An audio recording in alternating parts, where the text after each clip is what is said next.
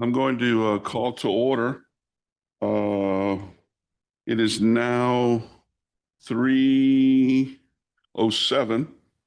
I call the regular meeting of the Balcones Heights Economic Development Corporation to order. We have 5 members present. A quorum is seated. We may conduct business. City Secretary, has anyone signed up to address the board? No, sir. Okay, so we'll move on from there. Presentations. Community development update, Nicholas. Oh, Nicholas just stepped out. He was there a second ago.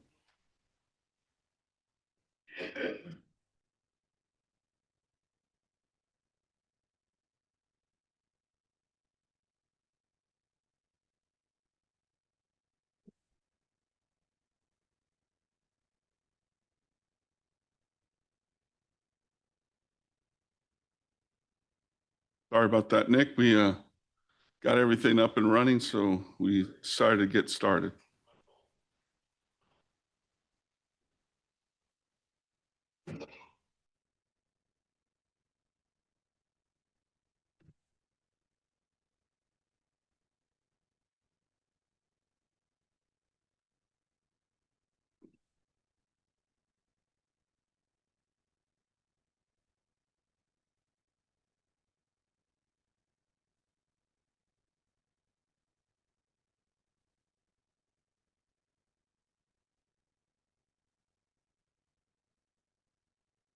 Okay, sorry.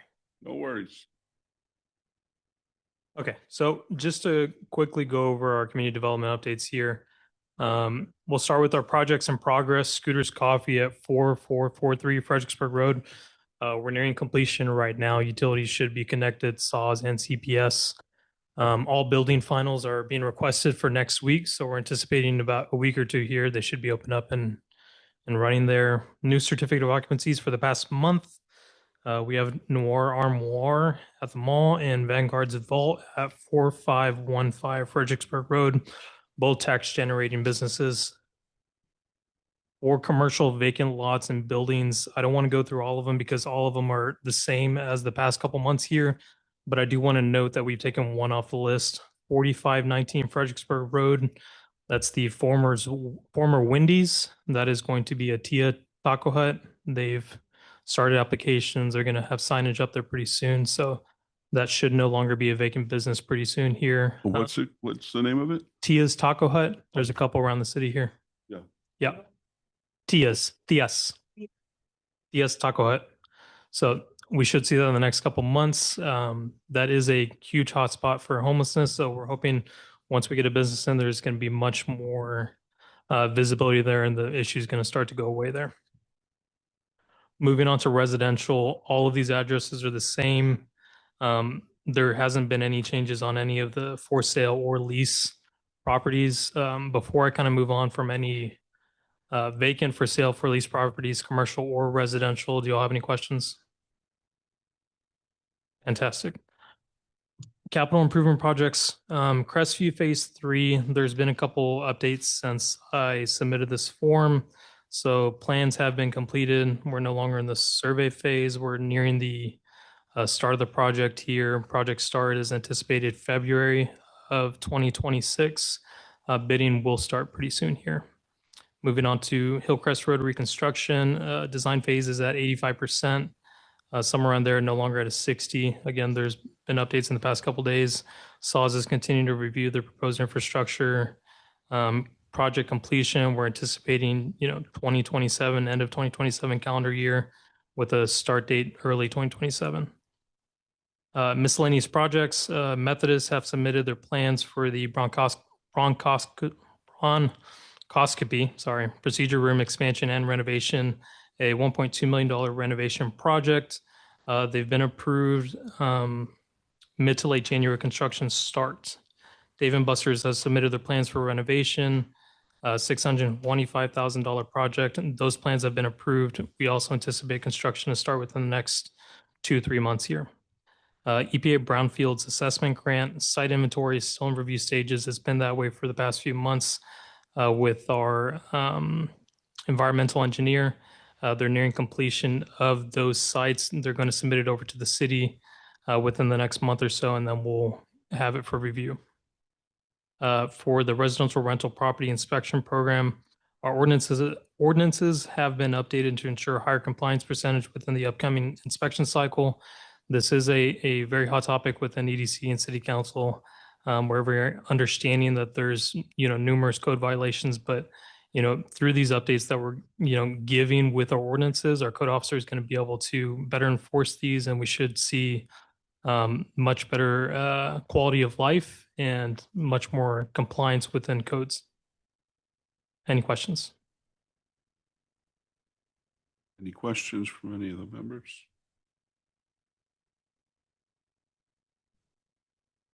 No? Okay, thank you, Nick, Thank for you. that. Presentation, discussion of Crossroad Partners Limited regarding current leasing activity, redevelopment initiatives, partnership matters related to Wonderland of the Americas. Sid Weiss.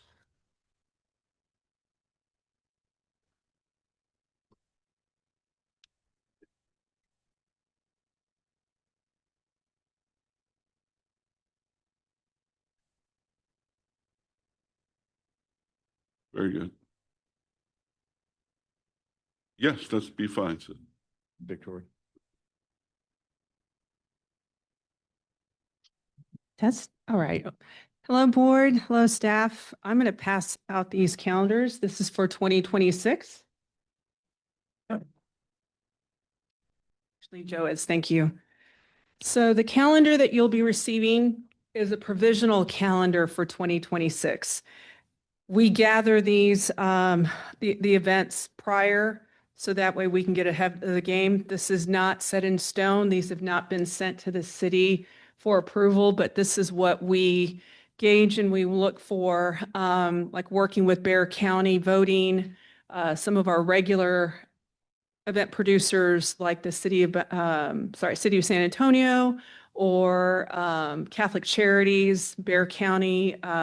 We have the Veterans and Expo that they do annually. So we reach out to all of those event producers and try to get ahead of the game.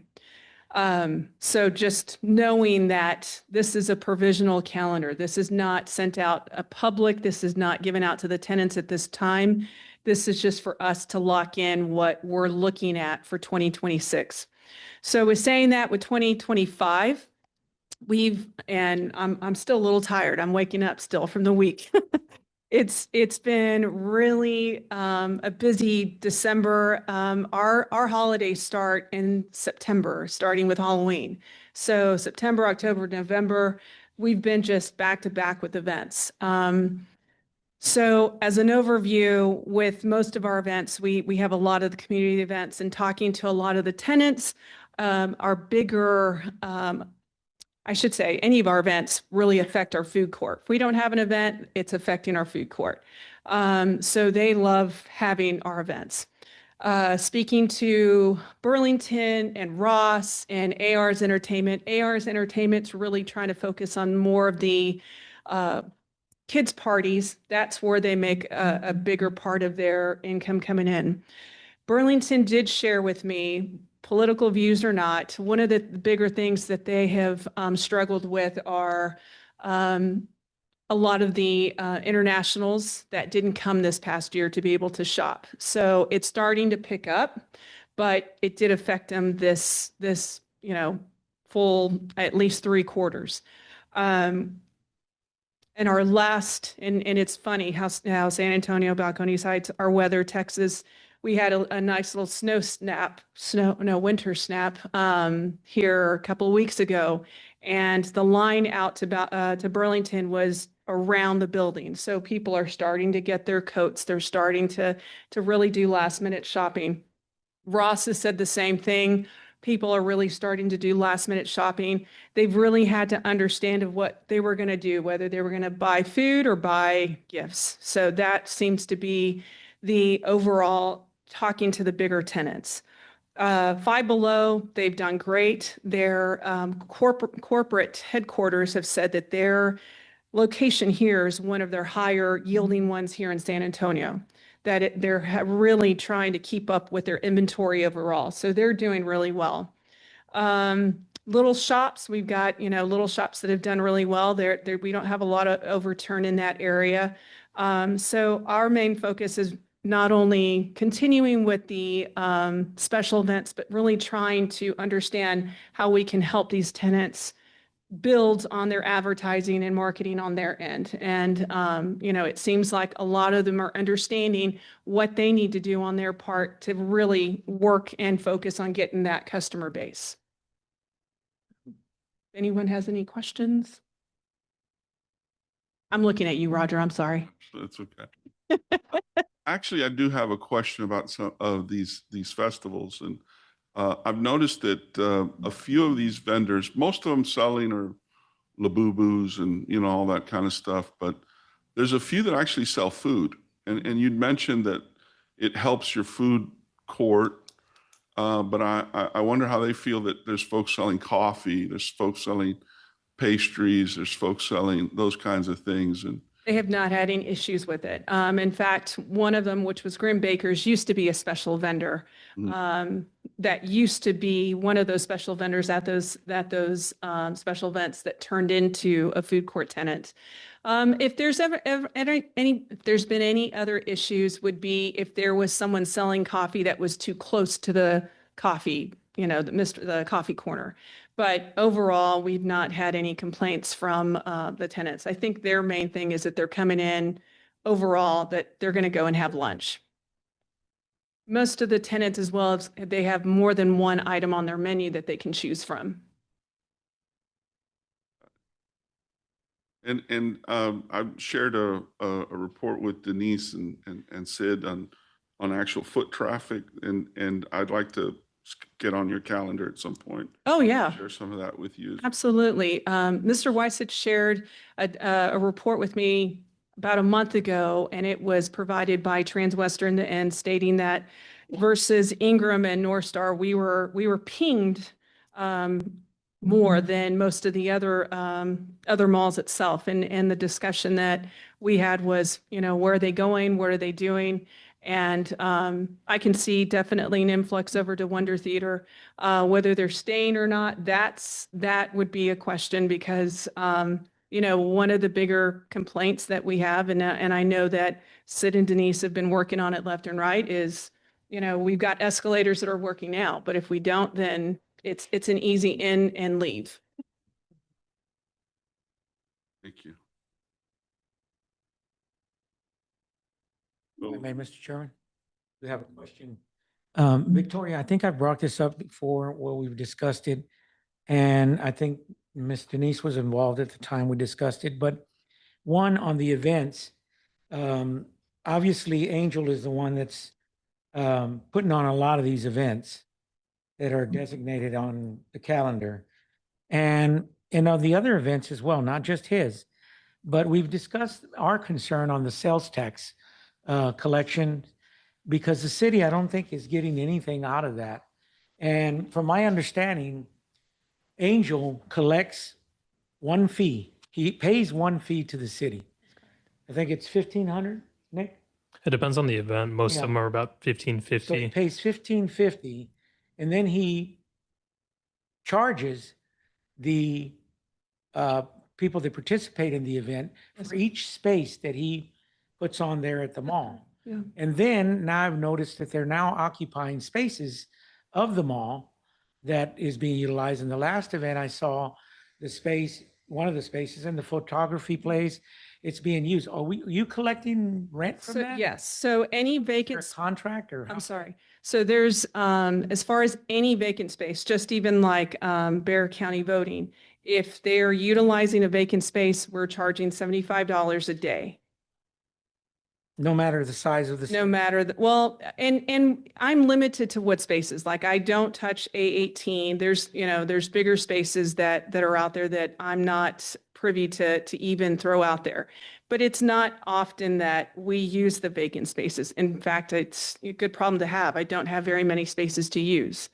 So going back to vendor fees and so forth, prior to this administration, that was what was the discussion in the past, was when we were bringing up special events and special fees, the special event that was designated was a higher amount. And that was what was brought up was, Victoria, they're not paying sales tax.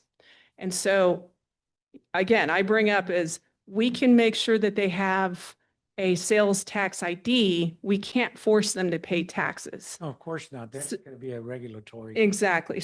controller in them. So it was designed by the EDC of saying, okay, you know what? We're not going to fight this sales tax. We're going to impose a vendor fee. So originally, the vendor fee at that time was $75 per event. At that moment, all the event producers pulled out. We didn't have one event. I said, okay, this is what's going to happen.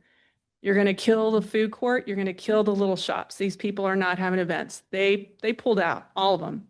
So we went back to the drawing table and we said, look, the event producers don't mind being charged a fee, and then let's do a little fee for the vendors. So as far as an event producer, they have an option of paying $50 for an event fee, and then $25 per vendor. That was the original ordinance. Then a couple of them, like Otaco and Angel, at that time went to the city manager, which was Gilbert Perales, and said, let's have a meeting. Can we have this option and or an umbrella? So Angel and like Otaku choose to pay the umbrella, which is $1,500. That doesn't include Balcones Heights PD. That doesn't include food permits. That's just the umbrella fee for the event itself. So the understanding was, and again, it's not for us to share with the vendors of, you know what, you're paying this fee, don't pay your taxes. It's at that point, the city understood we're going to be trying to fight for these sales tax left and right. We're going to impose this fee, because at that point, if we were trying to do the numbers, for example, sales tax is 8.125. Balcones Heights receives about 1% of that. So if they're being charged, $50, they would have to sell $500 worth of merchandise just to get to that $50. So that's why it was negotiated and brought back down to $25 per vendor. So it wasn't to take away from sales tax. They should still be paying sales tax, but this amount is for the participation of being in the common area. How many, I've noticed it's increased. So how many do you actually have from the original intent of that idea to its current state right now? How many do you have vendors and tables? They vary. I notice it's increased. They vary. So Yes. like Otaku has always been, like they're inside and outside. That one has always been a high yielding vendor. But as far as Horror shows, that was. the horror shows, Too. so they've always been about, I want to say 50 to 60 vendors. Now, what makes it look big is maybe at some point, one vendor may have 2 or 3 spaces. It's not the amount of vendors. They may have 1 or 2 spaces. And yes, Angel does his charging for events. People automatically think, oh, he makes thousands of dollars. I'm not saying he doesn't make a profit. This is his living. That's when his office, that's what he does. But he also brings in these celebrities that he's having to pay airfare, he's having to pay hotel, he's having to pay food, he's having to pay typically a deposit. Not all of them are free. Some of them, if you see like more than one celebrity, some of them may say, we just want our airfare. But there are some that he has to pay guarantees in order for them to come out to the show. Right, and that irrespective to my concern, that's his cost of doing business. Yes. Whatever it is for him. He's a businessman. That's what he does. That's not our concern. Yeah. From the perspective of sales tax is Understood. what I'm concerned with, that we're not receiving that sales tax that would be probably more than the amount that we're actually taking in. So maybe what was back then might have been conducive for that. Yep. But that's changed now because of the increase in traffic, and you have your vendors there that are more. And are these things actually on the books of the Crossroads, of the Wonderland? What things? In our books are.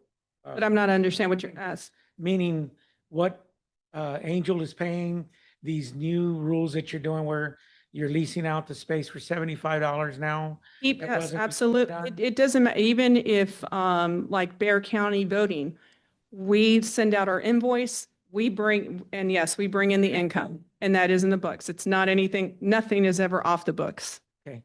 So then secondary to that, I do have a concern because we've experienced it the last time on the election dates for the city elections, the county elections, when Angel's having these events on those days.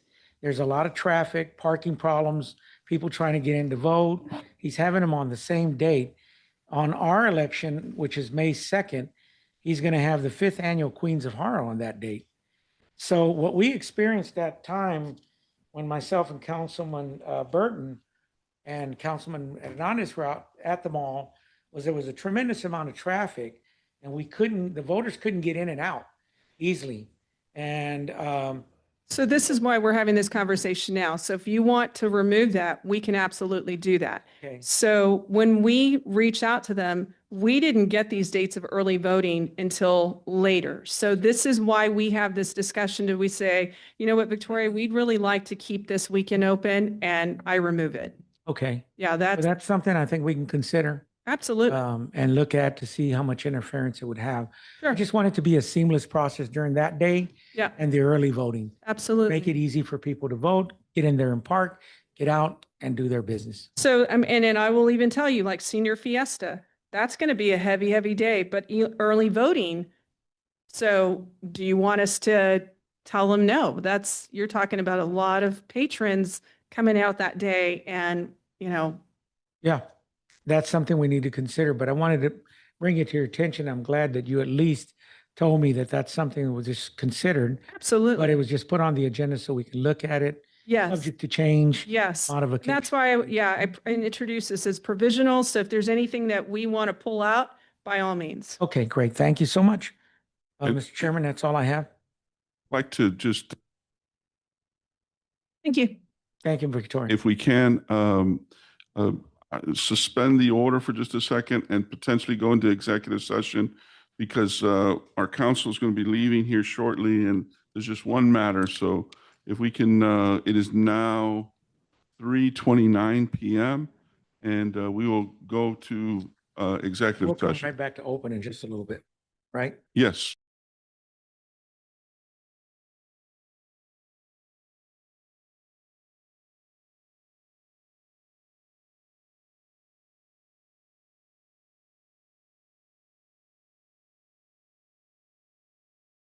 It is now 4:31 and we're back in session. We need to approve minutes of the regular meeting held November 12th, 2025, and the monthly finance report. In your packet, you'll see the minutes from 11/12/15. Oh, that'd be 25. Sorry about that. From 11/12/25. A little typo there.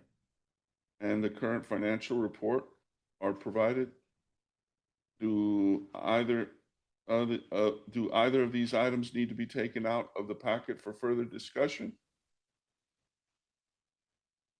If an administrative change needs to be made to the minutes, the city secretary will note the change for the official record. Yes, yes.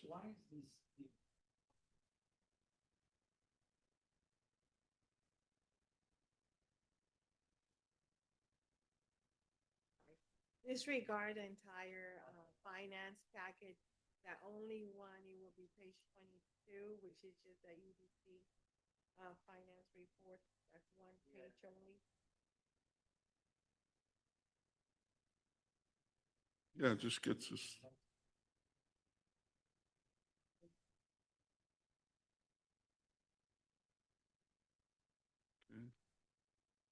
Any discussion on the items up for the consent agenda? If not, I'll entertain a motion to approve the minutes and finance report with the amendments to change the 25 and delete the other stuff from the financial report. Yes. Go ahead. Oh, I'm sorry. We Do I have a recognize, Mr. second? Chairman, I so move that we I'll second. approve. All those in favor? Aye. Aye. Aye. In the opinion of the chair, the motion carries. Let us see now. That is out of the way. Discussion of possible, action on initiating the process to seek federal opportunity zone designation for eligible areas within Balcones Heights.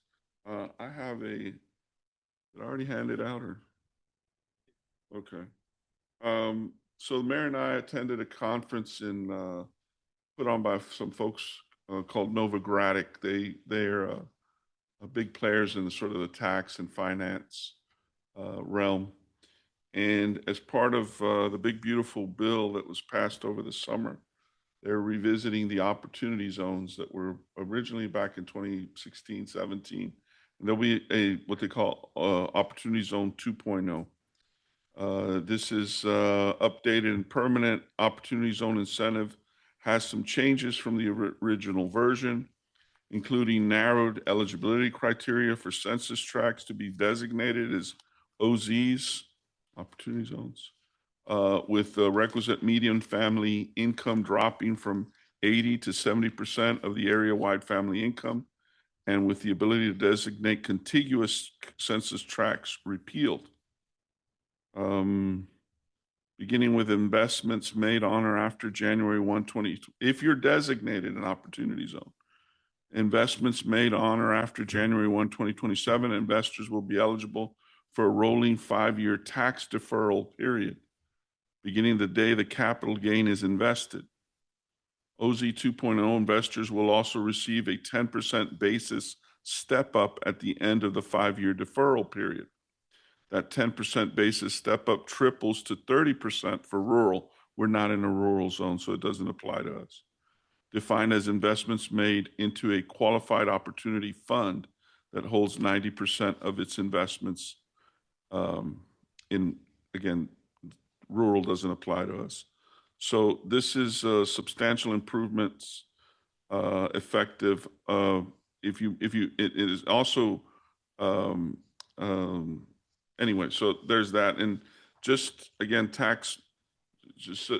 the idea here is that these opportunity zones can really spark investment in areas. And the map, if you'll see the black around, I didn't have access to a color copier at the time. So that is the census tract that belongs to Balcones Heights, or that is our census tract. And the entire census tract it's eligible given so we would meet eligibility. And Maria and I also attended a conference in Bastrop where they spoke about this. And so the governor's office in January, this is going to go very quickly. This is why I want to get ahead of this. So in January, the governor's office is going to begin to start vetting potential OZs. And then by July, they will be in Washington and they'll be designated at that time. And so any investment that happens January 1, 2027 will already be in that opportunity zone. And it was very impressive, the way all of this would work. Perhaps an example would kind of illustrate, let's say you have someone who made $1 million in crypto or in the stock market or something like that, and they have money to invest, right? A capital gain of $1 million that they made. Normally that is fully taxable in the year of sale. But if they invest that in 2027, let's say, as proposed, and Balcones Heights is an opportunity zone, they move that money into something called a qualified opportunity fund. Now there was folks there, their whole job is to say, hey, why doesn't the EDC start its own qualified opportunity fund? In other words, the EDC administers the qualified if we get named an opportunity zone, the EDC administers a qualified opportunity fund and accepts investments from people who have these capital gains, and then that gets invested into the area. So the taxpayer has 180 days from the sale of the stock or crypto or the sale of the business or whatever into a QOF, which could be us. Okay. Well, we Uh, manage it. So the reason that's key is because that triggers tax deferral immediately. They would not have to pay any tax on that gain at the earliest till December 31st of 2032. So the tax they normally would have paid is basically a zero interest loan for them. Okay. And so the investor buys 6 years of tax deferral. The deferral alone is valuable because money that would have gone to taxes is now compounding inside the QOF, right? So the other part of this is part cities and developers should be cheering for. Under the expected 2027 reform, 5-year hold equals 10% reduction in the deferred gain. So even your gain now starts at 5-year, it gets reduced 10, and it's if you held it for 7 years, it gets a 15% reduction, and then you get a 10-year hold equals full exemption on appreciation inside the OZ. So I know this is like a little bit, complicated or whatever, but Roger, I mean, it really ends up compounding a lot of savings over time for folks. Yeah, may I be recognized? sure. Okay, this is an area I have quite experience in. Mhm. So I will tell you this: I've been involved with opportunity zones in Austin, and like it's really revamped the city. But as I'm going to say, I highly recommend that we do this because I've never seen it done like on the city where the city's managing it, but where I've seen it done and how I've helped my investors is you'll have a big corporation, like for example, the CIM group will come in and they'll buy, basically they'll buy a whole bunch of property, maybe a whole strip, right? Then they're promoting this opportunity zone. So that's where my investors come in.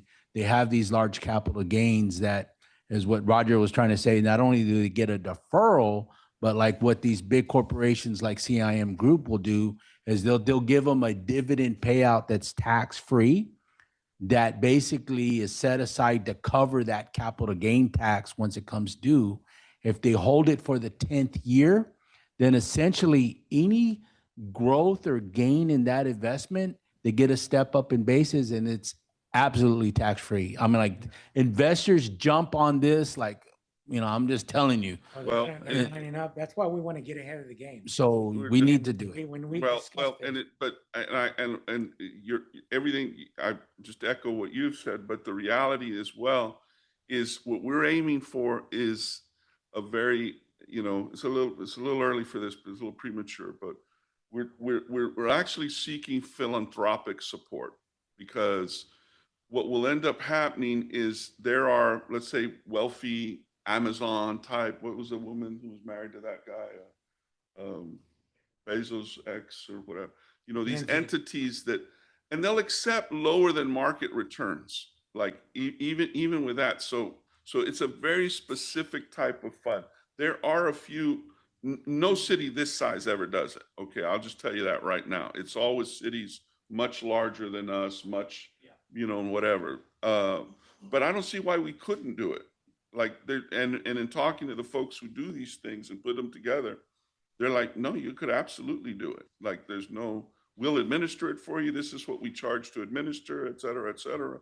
And that would make you quite attractive because, these like the Walton family and people like that, for them to invest 10, 20, 30, 40 million is, I mean, that's not, that's not a huge deal for those guys.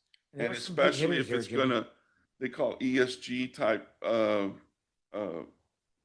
loaning, they get a small return or they get a return on top of everything and they save on tax and everything else. But anyway, I'm just it's an important deal. If you can go to Southside, if you go to Brooksfield, that growth over there, everything that's happened over there, that's an opportunity zone.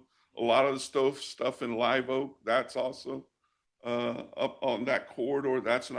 There's a reason those places boom.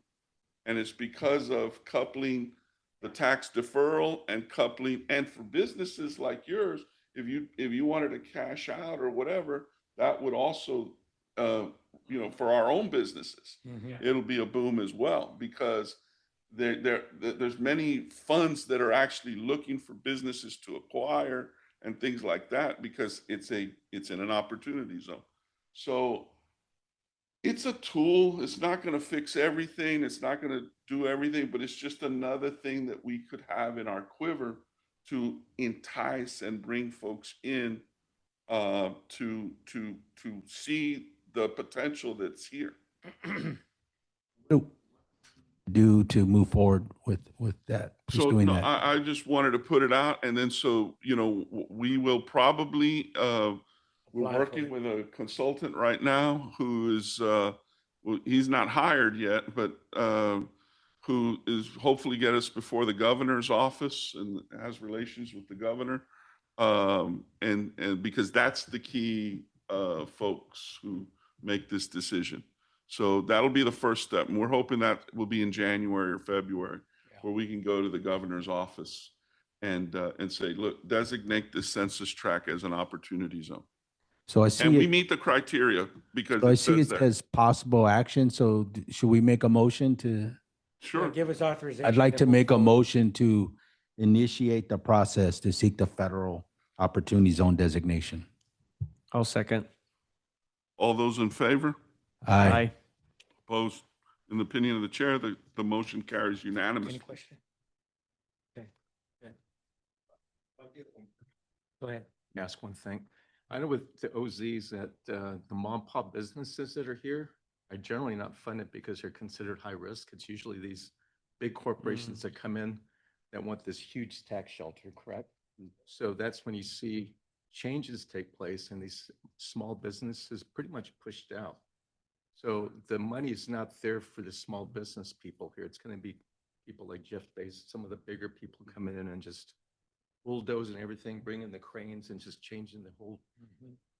And I think, Correct? Okay. well, but the thing is that's why I think us administering the EDC,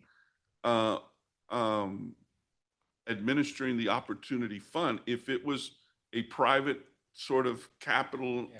folk, they're making, the they highest have right. to, That's why because we- they have a fiduciary duty to their shareholders to maximize return. We are not operating under no such thing like that. We can make decisions precisely like what you're saying. Right. You And know, we had a conversation with a gentleman there, Roger and I, after the conference, and he gave us this idea. He's the one that we dialogued with him on it, and we were like, wow, wait a minute, that could work for us. And so Roger said immediately, let's get it before the council.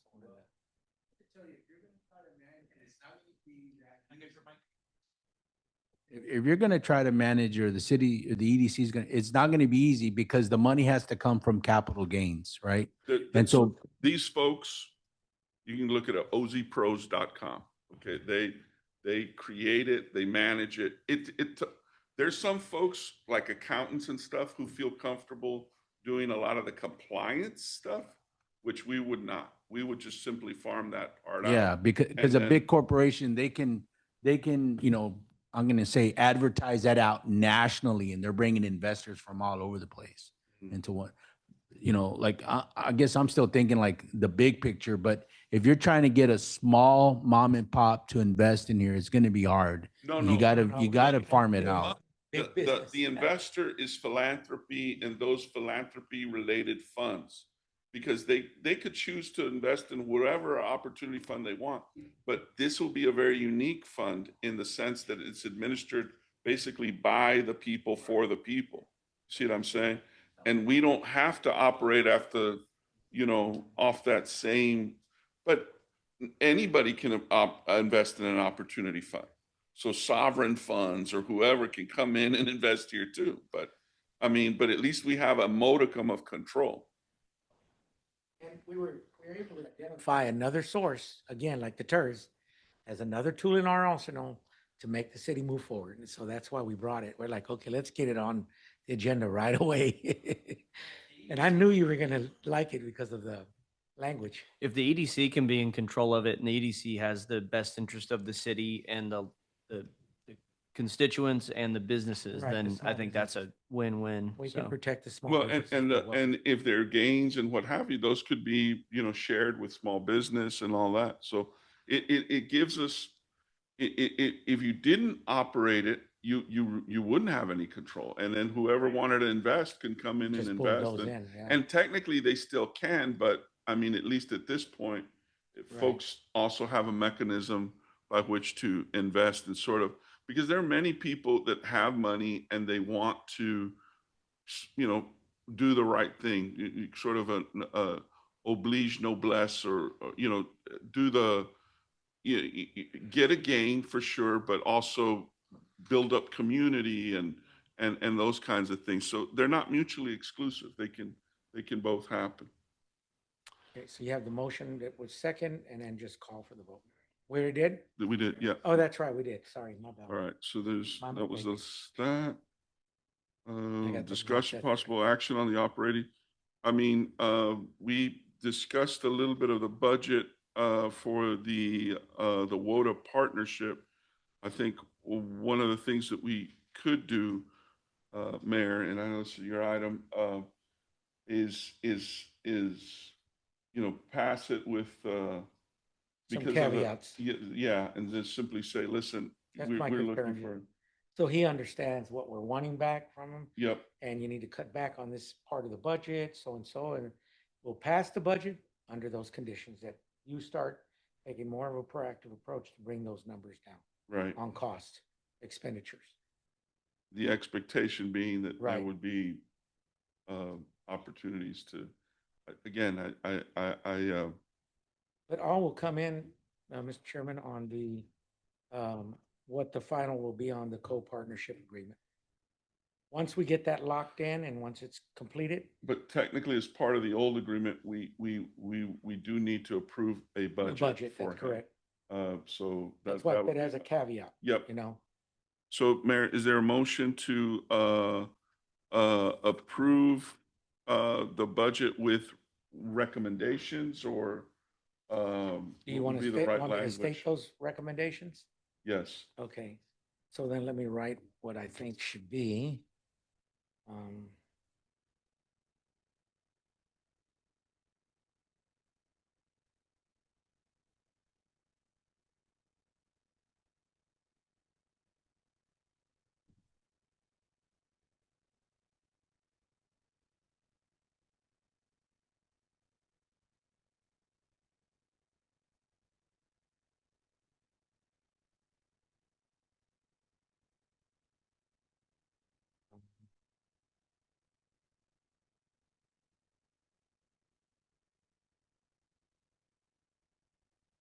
All right, so basically I'll submit one that says approve the budget on agreement with the partners to reduce expenses in the maintenance and security sections of the budget Okay. by $100,000 to $120,000 reduction between Or the two. percentage, you could also choose a percentage. So what would be a percentage of that at 300? What did you say it was almost close It to a was million? close to a million, 900 900 and something, dollars. 90,000 would be. So 70,000. 90,000, okay, so 70% reduction. No, 10%. Okay. All right, so I'll go ahead and make the motion then. Okay. Okay, so I'd like to, Mr. Chairman, if you recognize, Go ahead. I'd like to offer a motion on item B of section 6, discussion and possible action on the proposed 2026 operating budget for Wonderland of the Americas, including revisions requested by the EDC and city leadership. My motion would be as stated as follow, that we would approve the budget upon agreement with the partners to reduce expenses in the maintenance and security sections of the budget to the amount of 10% minimum. Okay. Is there a second?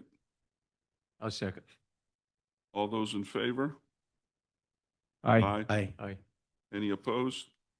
In the opinion of the chair, the motion carries unanimously. This helps us reduce the budget a little bit, get him to really do it if he wants us to pass the budget. Okay, we reconvened out of closed, so we don't have anything left over from executive that we need to consider. Do you have announcements and comments? Announcements and comments, yes.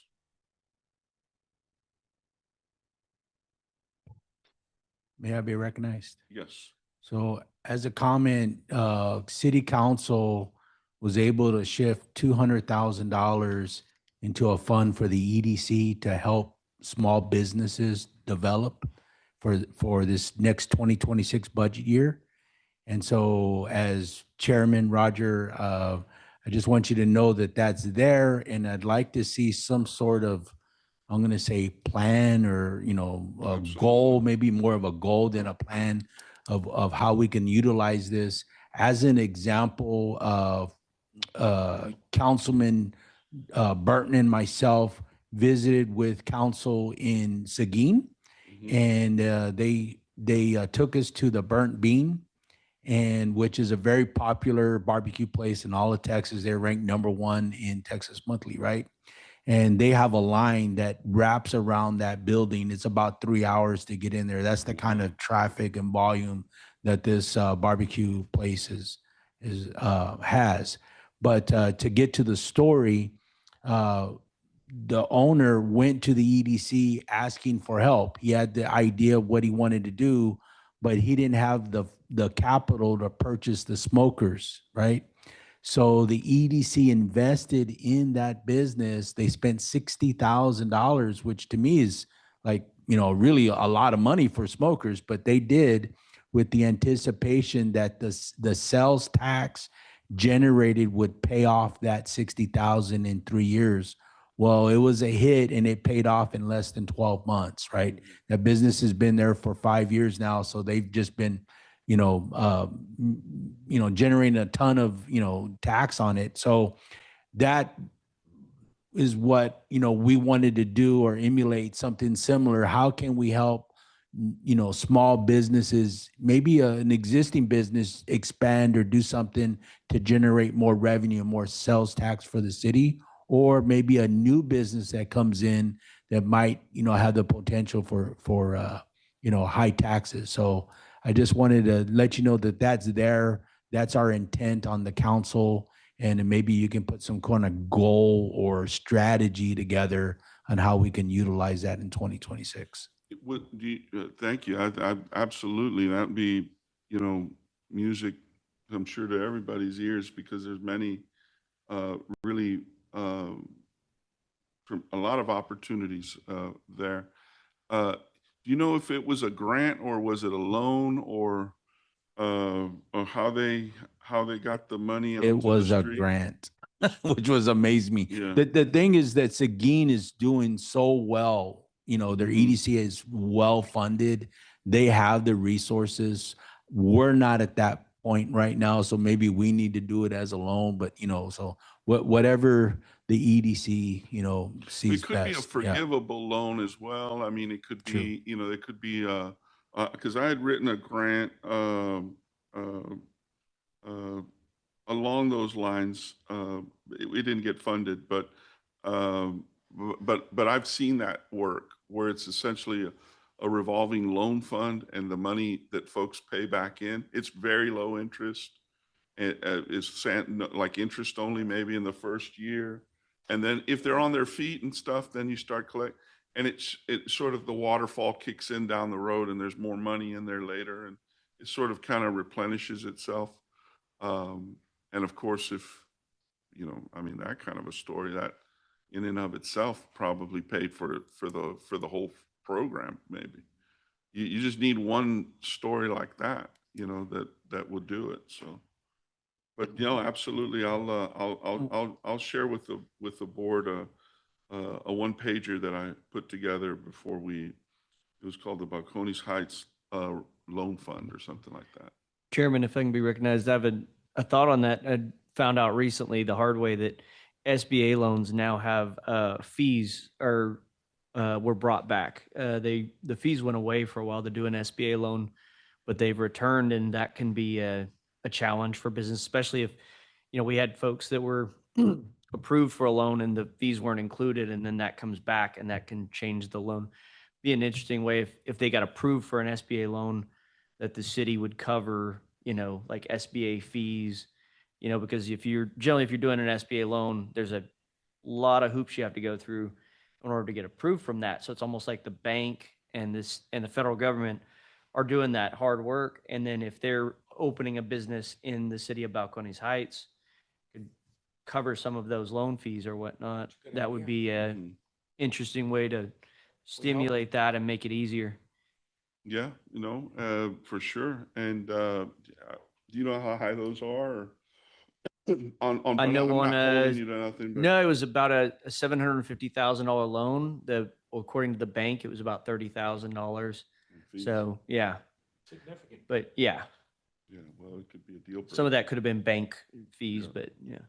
Okay, well, that's something I'll like I said, I'll circulate a little one pager around, and that would be part of it. I know that in this particular iteration, one of the goals of the grant was also workforce development, which kind of sometimes, it's asking a lot. Not only now you have a small business, now you have to hire people. You're going to hire people, but it's just the reporting requirements make that really hard. And that was one of the things that I really didn't like about that particular grant opportunity. Not that I don't want to create jobs. I think these things create jobs. It's the reporting requirement. You got to know where they live, and where they were SNAP benefits eligible, and all this kind of stuff. And for a lot of small businesses, it's hard enough just to stay open, and not to track all this stuff. And anyway, but we can. That to me seems like a very practical way to kind of get around it. Roger, may I be recognized? Absolutely. And to add to that, I have experience with small business loans myself. Mhm. It is very difficult, but like just a key takeaway, something that might help somebody if they're talking to you about they have an interest in SBA loans. There's a ton of people out there that say they can get it done, and they end up not getting it done, and some of these fees, right? But locally, I can tell you that Chase Bank actually has a SBA department, and they know what they're doing. They can get deals done. They can push it through, right? So rather than try to go to these, third party vendors, or maybe going direct with SBA, which is not easy either, Chase has mastered it, right? So just, I would say, recommend them to go to Chase. Well, and that was part of the loan. Actually, it was the credit union, Generations, and Wells Fargo. They could have picked between, because there's an element that embedded within the loan is to make that small business bankable down the road. And so the idea is either not Chase, Wells Fargo, or because those are two branches that we have inside, are the idea is that they'd be assigned somebody in one of these places to say, hey, look, get your the typical corporate hygiene or accounting hygiene going with your profit and loss, and all those kinds of things that down the road you may not think they're important now, but when you want to be bankable later are very important, when it comes to extending credit. So there was an element of that and actually also a visit with the Small Business Development Center at UTSA, which was what for us. Okay, so that's great to hear that there'll be some funds coming from that. And and one of the things, and because I know folks there was the young lady that owns the Brevity Coffee. She posted something on TikTok that went kind of viral because she was getting very nervous because Scooters was opening up, and it kind of spurred a lot of folks to go to the Brevity and help, say, hey, don't worry about it. It's all good. We're all on kind of helping small businesses. But I mean, this is a very, you made me think about it. The more investment, the more competition, and so maybe we need to invest in these legacy businesses that have been here already, and maybe introduce that into the criteria. Not necessarily the money for people wanting to come in, but I mean, we can vet all this later. But you got me sort of thinking about, are we doing enough for the guys and gals that are already here? Chairman, Yes, Under executive director update, that's my mistake. Ignore that. We're not Okay. looking for administrator. okay. Future agenda items? Any future agenda items? And Chairman asks for announcements from directors. We were at if Elaine would have, Ms. Kwan would have been here, we had a really great 25th, Mayor, anniversary or Mhm. 20th? It was 15th, 15th for them, but 20th for the hospital or something like that, right? right? Because we opened up, I did groundbreaking on that in 2000. And so that was, again, another success story for Balcones Heights is that hospital. Is there a motion to adjourn? Did you want? There was one item, actually, I'll include that as part of announcements. One of the Placer ID, because I've had this discussion, I passed around a report for the hotel occupancy tax stuff. And it tells us how many visitors we have and where they're from, Mayor and EDC directors. So last year, there was 26,400 overnight trips from outside for a total of 55,200 nights. Most of these folks came from Houston. It's not by percentage, it's actual numbers. So 5,100 overnight trips from Houston, 2,700 from Dallas, et cetera. You'll see it there in your material. There's a map that shows you obviously the Houston area, but there are folks who come to Balcones Heights, whether it's for the Jazz Festival or for other events, maybe the Americas event that they put on. So potentially the creation of a visitor center or something like that to be able to really make this a place, a destination where other communities want to come and visit and spend and et cetera. So I just wanted to share that and, have folks take a look at that. And these are folks with, a little bit of money, most of them in the $60,000 to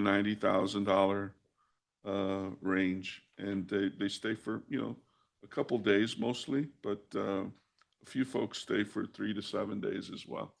So I just wanted that's part of the Placer AI package is that you can run these numbers as well for people who come from outside the area. All right. Is there a motion to adjourn? You have the executive director. position No, listed. it's a typo. I don't think we're going to address that. You're So, not? no. Okay. I didn't I'll know. make a motion to adjourn. Is there a second? I'll second. All those in favor? Aye. Opposed? The motion carries unanimously. Thank you. It is now 5:07 PM.